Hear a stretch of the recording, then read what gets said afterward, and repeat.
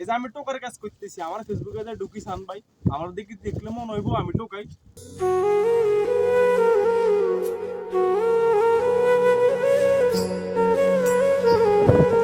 আমার কি দেখলে মনে হয় টোকাই? আমি যে কত কত টোকাইতেছি, দেখলে কি মনে হয় আমি টোকাই?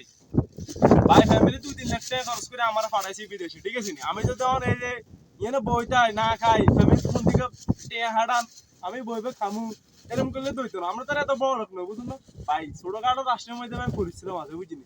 এই যে আমি টোকার কাজ করতেছি, আমার ফেসবুকে যে ঢুকি সান ভাই, আমার দিকে দেখলে মনে হইব আমি টোকাই। আরে ভাই জীবন হয়েছে কি তেজপাতা, বুঝিনি? বিদেশ আইলে বুঝবেন।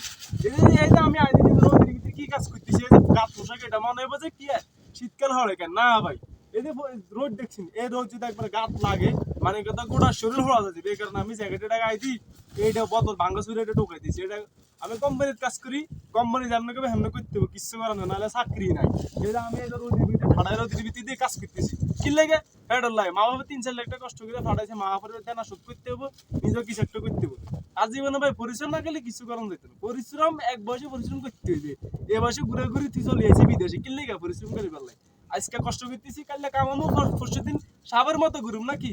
তো ভাই ছোট ভাই মনে করি ভিডিও ভালো লাগলে একটা লাইক আর একটা ফলো দি, একটা শেয়ার দিয়ে দিন, ঠিক আছে নি? আল্লাহ হাফিজ।